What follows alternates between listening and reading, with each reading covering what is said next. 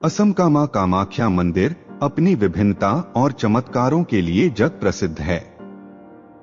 इस मंदिर की मुख्य विशेषता यह है कि यहाँ देवी की प्रतिमा की नहीं, बल्कि उनकी योनि की पूजा की जाती है। मंदिर की विभिन्नता और रहस्य से अवगत होने के लिए लोगों की उत्सुकता देखते ही बनती है। लोग देश और विश्व के कोने कोने से मां का आशीर्वाद पाने और चमत्कारों की अनुभूति करने आते हैं। तो आइए आज इस जग विख्यात मंदिर के रहस्यों और मंदिर से जुड़े अन्य तथ्यों को आप सभी के साथ साझा करते हैं।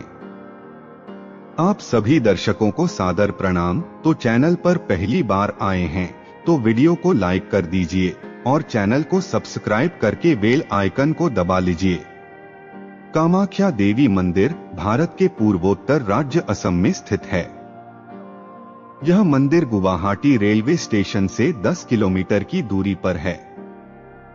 इस मंदिर का निर्माण नीलांचल नामक पहाड़ी पर हुआ है। हवाई मार्ग द्वारा भी यहां पहुंचा जा सकता है। यहां का अंतर्राष्ट्रीय हवाई अड्डा कामाख्या से केवल 19 किलोमीटर की दूरी पर स्थित है। मंदिर के निचले स्तर पर ब्रह्मपुत्र नदी प्रवाहित है। यह मंदिर 51 शक्तिपीठों में से एक और प्राचीनतम शक्तिपीठ है। इसे महाशक्तिपीठ भी कहा जाता है। यहाँ पर देवी की मूर्ति नहीं है, बल्कि शक्ति की पूजा योनि रूप में होती है। मंदिर के मुख्य गर्भगृह में योनि का आकार का एक शिलाखंड है।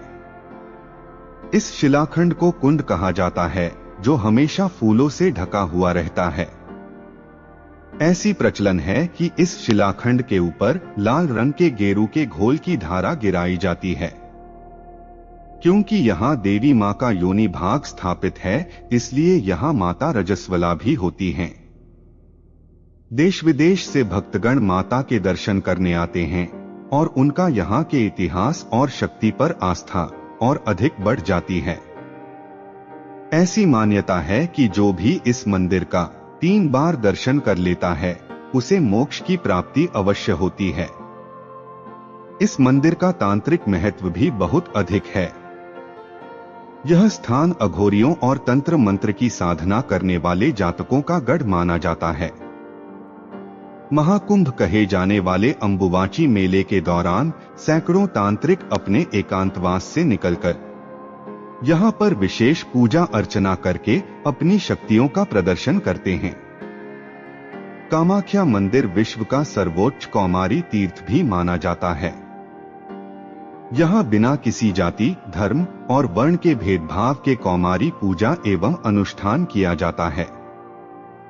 कामाख्या देवी मंदिर धार्मिक, चमत्कारिक, तांत्रिक और शक्तियों के अलावा प्राकृतिक रूप से भी अत्यंत आकर्षक है।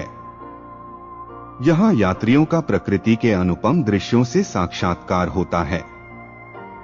पुराणों में कामाख्या देवी की उत्पत्ति की एक कहानी प्रचलित है। माना जाता है कि प्रजापति दक्ष अपनी पुत्री सती और शिव के विवाह से बिल्कुल भी प्रसन्न नहीं थे। इसलिए उन्होंने ईर्ष्यावश एक विशाल यज्ञ का आयोजन किया। इस यज्ञ में दक्ष ने देवी सती और भगवान शंकर के अलावा बाकी सभी देवी देवताओं को आमंत्रित किया। परंतु फिर भी देवी सती भगवान शिव से यज्ञ में जाने का हठ करने लगी। तब भोलेनाथ को हार मानकर अपनी पत्नी को यज्ञ में जाने की अनुमति देनी पड़ी। जैसे ही देवी सती यज्ञ में पहुंची, उन्होंने अपने पिता से आमंत्रण न भेजने का कारण पूछा। बदले में प्रजापति दक्ष क्रोध करने लगे और शंकर भगवान के लिए अपशब्द बोलने लगे। देवी सती अपमान की विशाल अग्नि सह नहीं पाई और उसी यज्ञ कुंड में कूद गई। भगवान शिव को जैसे ही इसका आभास हुआ, उनकी तीसरी नेत्र खुल गई। शिव यथाशीघ्र यज्ञ स्थल पर पहुंच गए और देवी सती के पार्थिव शरीर को अपने हाथों में उठाकर वहां से चले गए। भगवान भोलेनाथ दुआख में विलाप करते हुए देवी सती के पार्थिव शरीर को लेकर तांडव करने लगे। यह देखकर भगवान विष्णु को भयंकर प्रलय का आभास हुआ। तब विष्णु ने सृष्टि को प्रलय से बचाने हेतु अपने सुदर्शन चक्र से देवी सती के शरीर के टुकड़े कर दिए।